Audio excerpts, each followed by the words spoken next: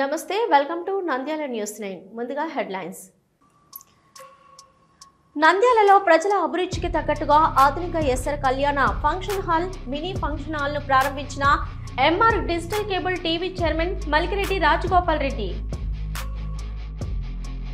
ఆకాశాన్ని తాకుతున్న కూరగాయల ధరలు సరఫరా తగ్గడంతో మార్కెట్లో డిమాండ్ పెరిగినా ధరలు కొనలేకపోతున్నాం ఆవేదన వ్యక్తం చేస్తున్న ప్రజానికం నంద్యాల శ్రీ కాళికాంబ దేవాలయంలో శ్రావణమాస ప్రత్యేక పూజలు అమ్మవారికి అభిషేకాలు పోటెత్తిన భక్తులు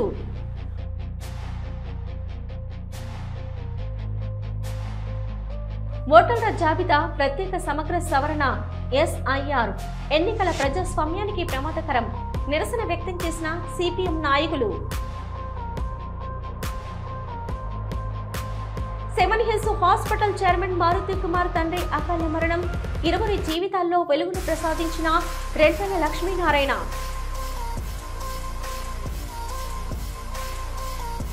శ్రీశైలం సమీపంలోని రామయ్య మల్పు వద్ద ఘోర రోడ్డు ప్రమాదం స్కూటర్ కు ఢీకొట్టి అక్కడికక్కడే మృతి చెందిన హరి కేసు నమోదు చేసిన పోలీసులు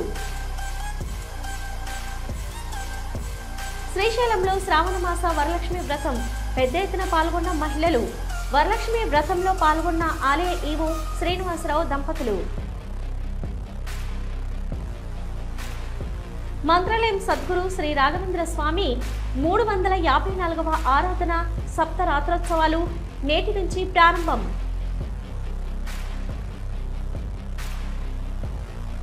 నంద్యాల పట్టణంలో ప్రజల అభిరుచికి తగ్గట్టుగా ఆధునిక SR Kalyana function hall mini function hall అన్ని వసతులు కల్పించడం హర్షణీయమని Nandyal MR digital cable TV chairman Malikireddy Rajagopal Reddy Nandyal సమీపంలో చాపిరేవుల వద్ద నూతనంగా నిర్వహించిన SR function hall Nandyal MR digital cable TV chairman Malikireddy Rajagopal Reddy MR digital cable TV managing director Malikireddy Charan Reddy ప్రారంభించారు. ఎస్ఆర్ ఫంక్షన్ హాల్ నిర్వాహకులు శ్రీనివాసరెడ్డి మలికిరెడ్డి రాజగోపాల్ రెడ్డికి మలికిరెడ్డి చరణ్లను ఘనంగా స్వాగతం పలికారు. అనంతరం పూజలు నిర్వహించిన కళ్యాణ మండపాన్ని ప్రారంభించారు.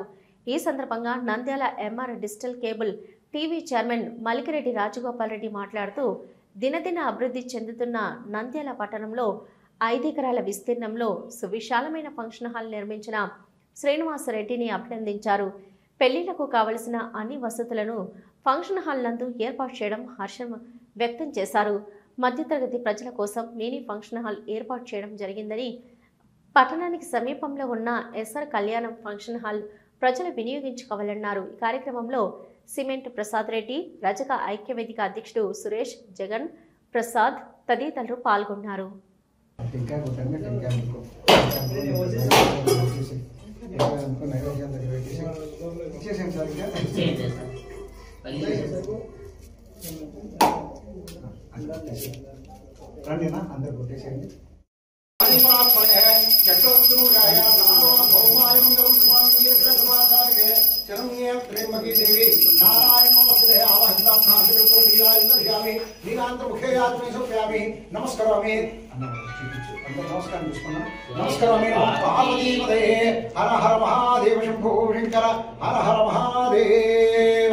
జగదం విశ్వపావనికి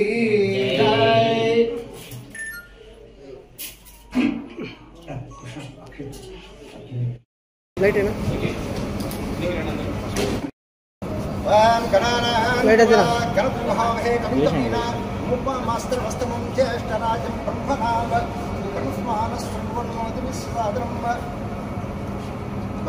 దేవతాయ నమః.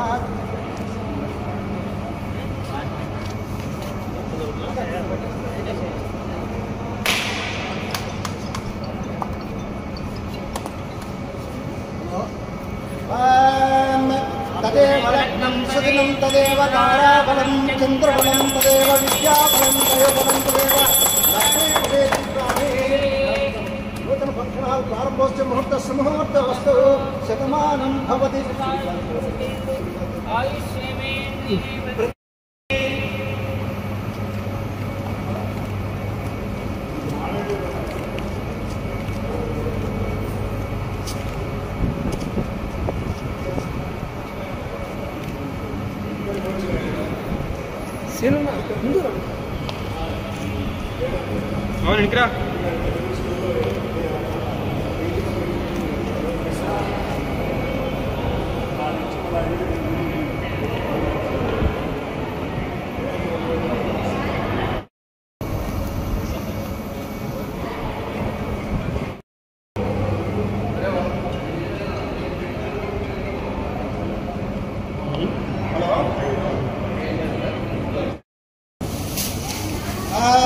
अर्चदः प्रार्चदः प्रेमेदः स्वार्चदः अत्यन्तः सप्रार्चदः व्यापां कृष्णं वेद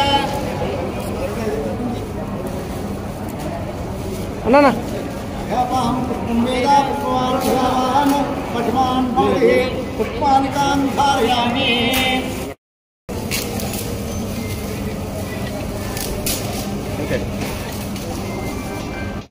शतमानं भवति सदा पुरुषप्रतेन्द्रिय आयुष्येन्द्रिये प्रतिष्ठति दीर्घसुमङ्गली भव आयुष्मान् भव पुत्रपौत्र कुलगोत्र वंशाब्दिषु कार्यालय फंक्षन् हाल्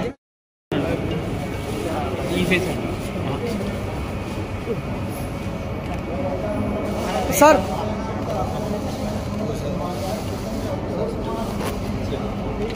सर एक निमिषం ఇలా చూడండి సార్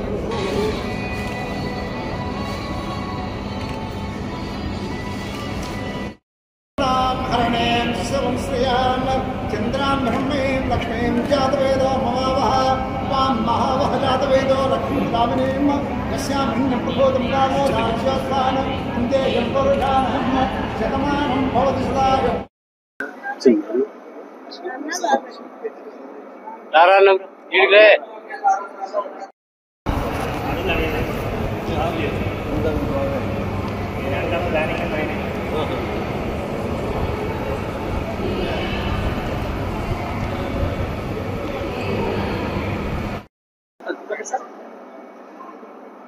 ఈరోజు function hall S R function hall అనేది నంద్యాలలో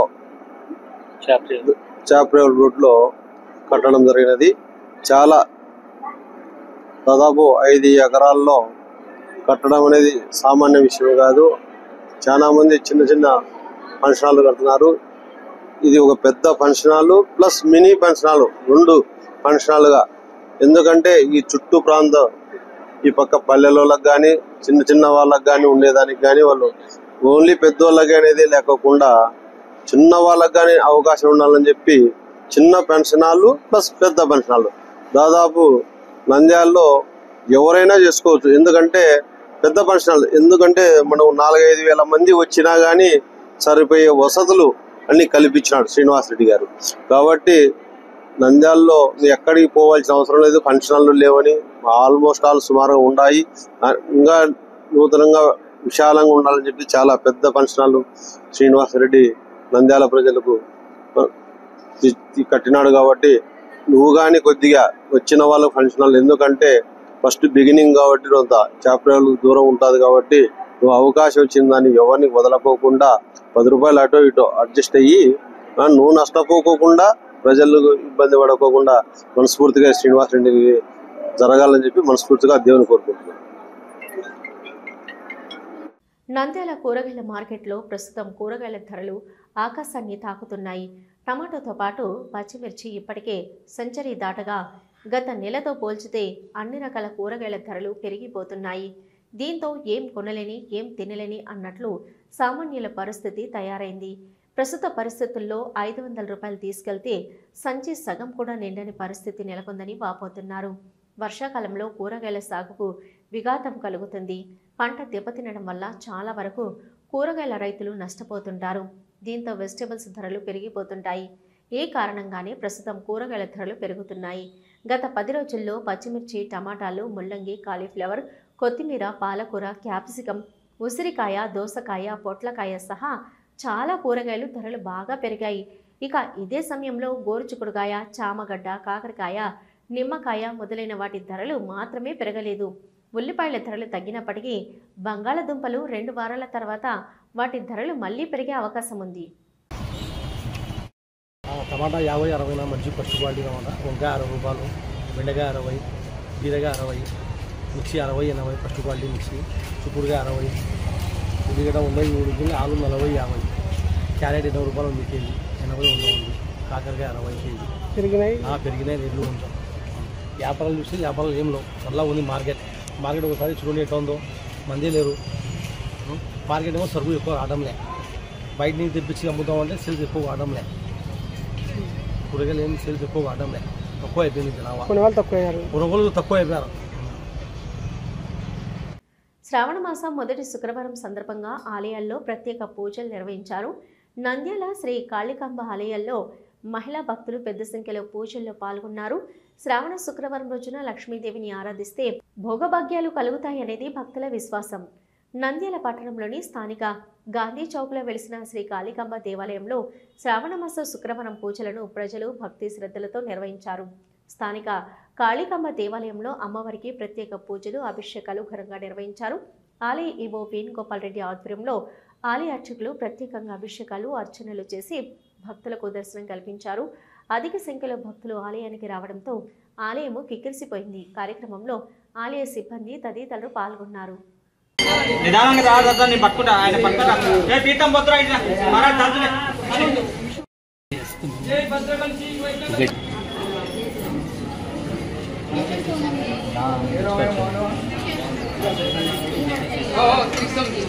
అందరూ వచ్చి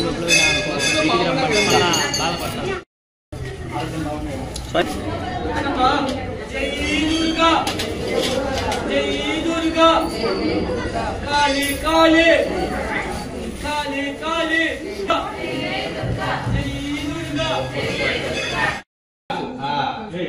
దేవుళ్ళలో ఏమి మందు దేవుళ్ళలో ఏదైనా కానీ జీవ పునరాత్మ గురించి మాట్లాడాలి.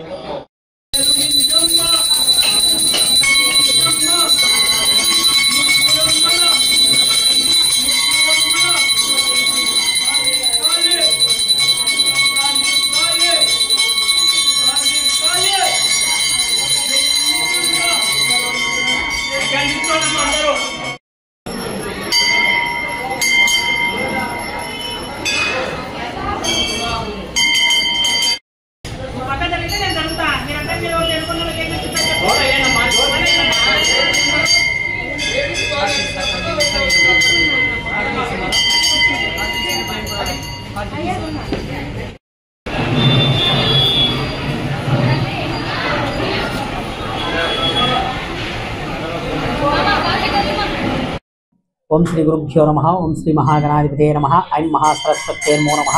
శ్రీ మహాకాళికాంబికాయ నమో నమః. మన నంద్యాల పట్టణము కోటా వీధిలో వెలిసినటువంటి అతి ప్రాచీనమైనటువంటి శ్రీ కాళికాంబ చంద్రశేఖర స్వామి దేవస్థానం నందు శ్రావణ మాస ఉత్సవములు అంగరంగ వైభవంగా నిర్వహించడం జరుగుతున్నది. అందులో భాగముగా ఈ శుక్రవారం రోజు నాడు అమ్మవారికి వరలక్ష్మి వ్రతం శుభ సందర్భముగా అమ్మవారికి ప్రాతకాలమునే విశేషముగా పంచామృత అభిషేకాది కార్యక్రమము, అదేవిధంగా కుంకుమార్చన కార్యక్రమాన్ని కూడా నిర్వహించడం జరిగినది. అదేవిధముగా పోయిన శుక్రవారం అనగా 2వ శుక్రవారం రోజు నాడు అమ్మవారికి గాజులతో మంగళ గౌరి అలంకరణ నిర్వహించడం జరిగినది. ఆ గాజులన్నింటినీ కూడా ఈరోజు వరలక్ష్మి వ్రతం శుభ సందర్భముగా వచ్చినటువంటి ప్రతి ఒక్క భక్తులకు కూడా పంచడం జరుగుతున్నది. కావున ప్రతి ఒక్క భక్తులు కూడా అమ్మవారిని దర్శించి అమ్మవారి యొక్క తీర్థ ప్రసాదాలు స్వీకరించి అమ్మవారి యొక్క కర్ణ కటాక్ష వీక్షణములకు పాత్రలు కావాల్సిందిగా పేరు పేరున ప్రతి ఒక్కరిని తెలియజేస్తున్నాం. ఎస్ఐఆర్ను వ్యతిరేకిస్తూ గాంధీ చౌక్ సెంటర్లో పట్టణ కమిటీ ఆధ్వర్యంలో నిరసన తెలియజేయడం జరిగింది.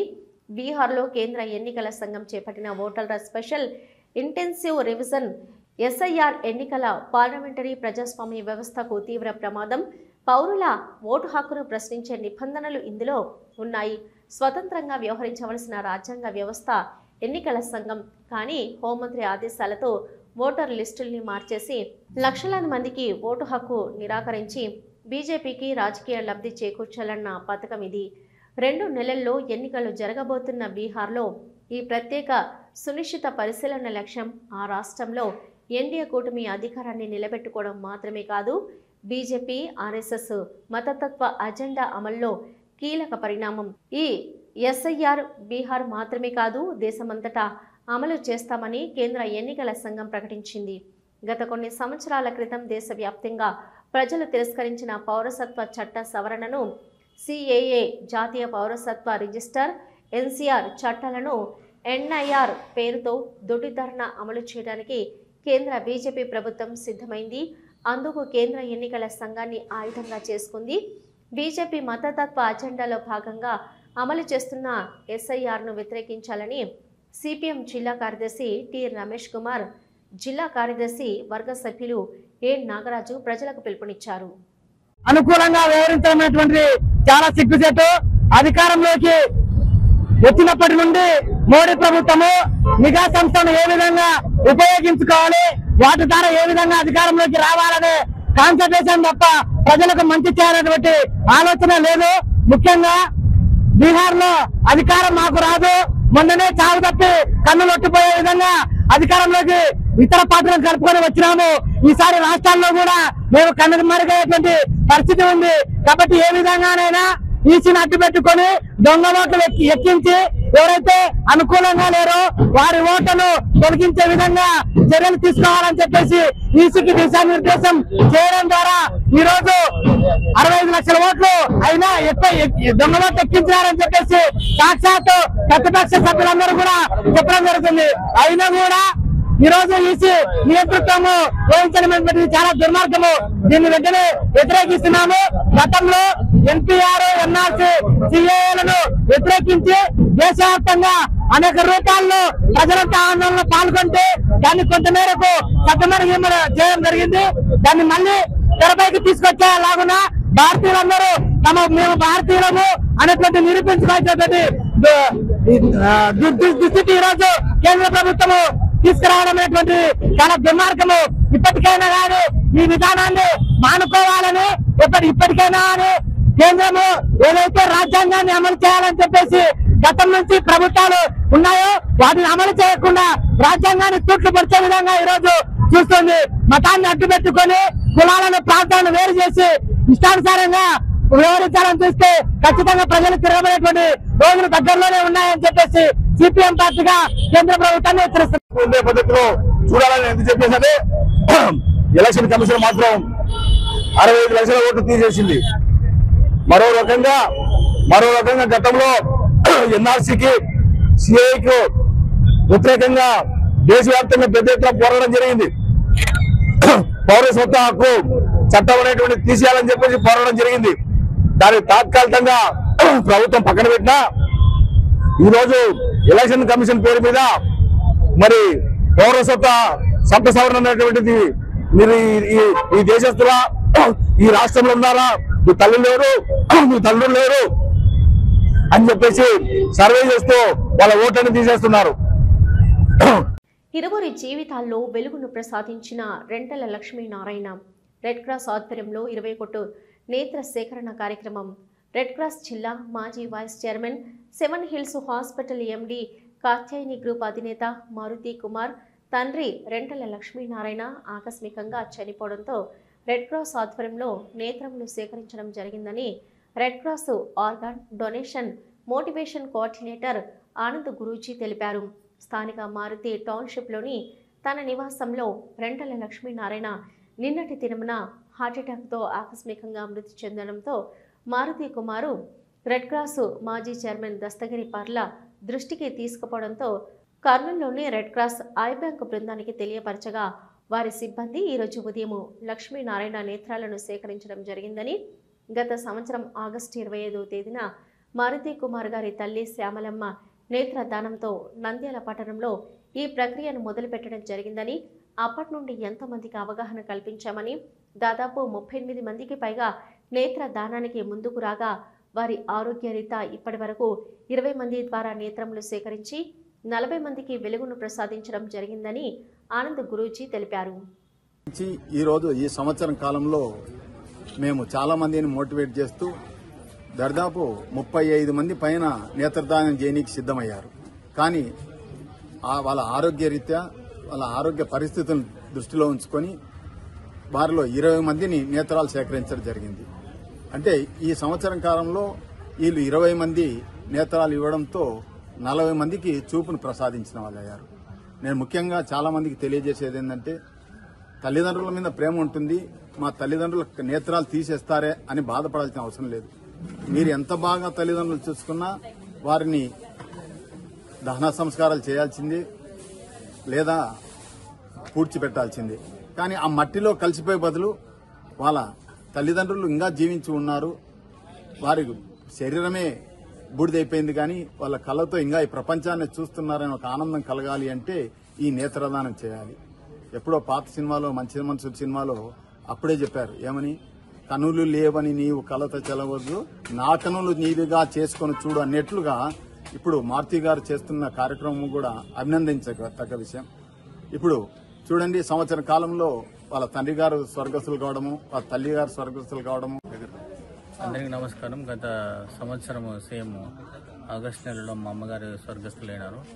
ఆ టైంలో మా అమ్మగారికి ఐ డొనేషన్ చేసి ఉన్నాము.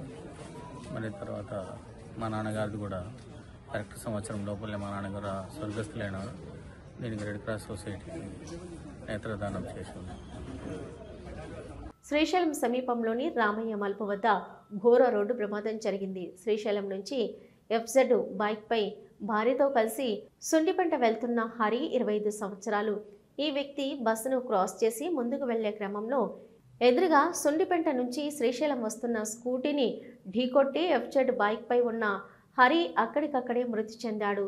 ప్రమాదం సమయంలో హరి మృతి చెందగా హరి బైక్పై ఉన్న తన భార్యకు, అలానే స్కూటీపై శ్రీశైలం వస్తున్న వ్యక్తికి స్వల్ప గాయాలతో బయటపడ్డాడు.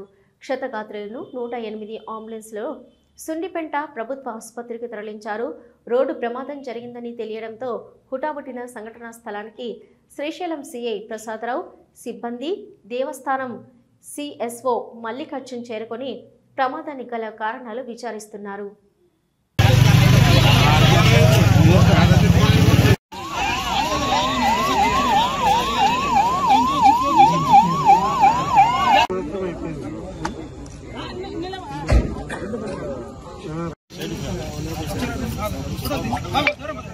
అమరనా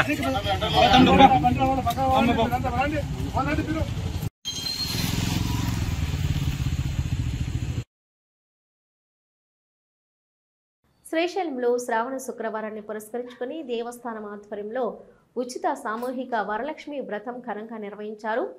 ఆలయ ఉత్తర భాగంలో గల చంద్రావతి కళ్యాణ మండపంలో జరిగిన వరలక్ష్మి వ్రతంలో సుమారు 1600 మంది మహిళా ముత్తైదువులు పాల్గొన్నారు. వీరికి దేవస్థానమే పూజా సామగ్రిని ఉచితంగా అందజేసి అర్చకులు వ్రతాన్ని శాస్త్రోక్తంగా వ్రత సంకల్పంతో వ్రతాన్ని నిర్విఘ్నంగా జరిపి కర్పూర హారతులు ఇచ్చారు.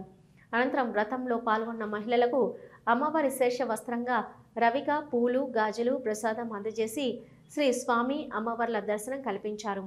వ్రతంలో పాల్గొన్న మహిళలందరికీ దేవస్థానం అన్నపూర్ణ భవనంలో భోజన ఏర్పాట్లు కూడా చేసినట్లు ఆలయ ఈవో శ్రీనివాసరావు తెలుపగా, ఈ వ్రతంలో ఆలయ ఈవో శ్రీనివాసరావు దంపతులు పాల్గొన్నారు.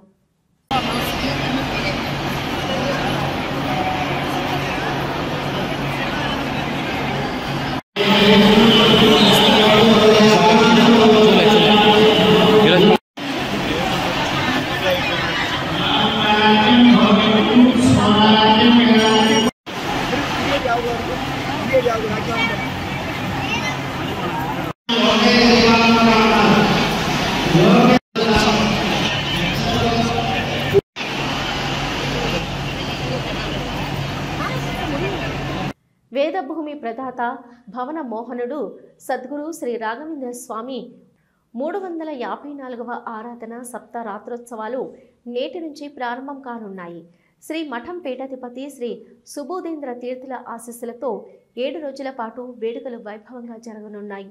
తెలుగు రాష్ట్రాల నుంచే కాకుండా తమిళనాడు, కర్ణాటక, మహారాష్ట్ర ప్రాంతాల నుంచి దాదాపు 2 లక్షల భక్తులు తరలివచ్చి వేడుకల్లో తరించనున్నారు. ఉత్సవాల్లో భాగంగా ఇప్పటికే వేదభూమి విద్యుత్ దీప కాంతులతో కాంతులీనుతోంది. రోజు రాయ రథోత్సవాలతో పాటు రాములవారి సంస్థాన పూజలు ఉంటాయి. భక్తుల కోసం యోగేంద్ర మండపంలో పలు సాంస్కృతిక కార్యక్రమాలు ఏర్పాటు చేశారు.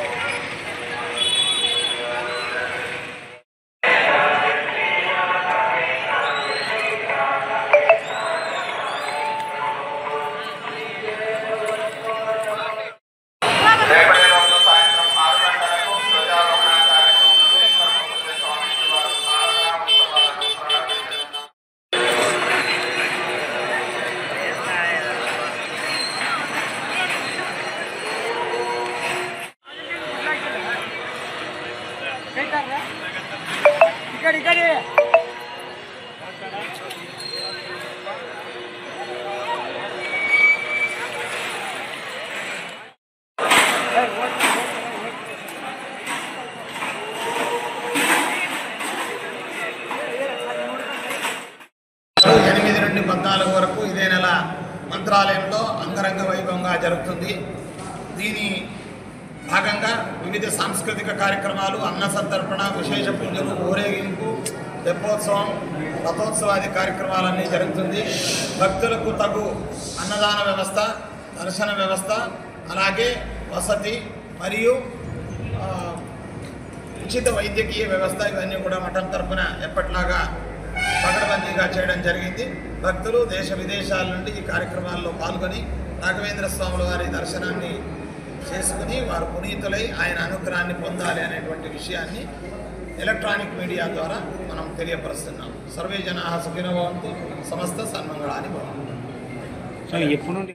ఇవి ఇప్పటివరకున్న నంద్యాల న్యూస్ నే. నమస్తే.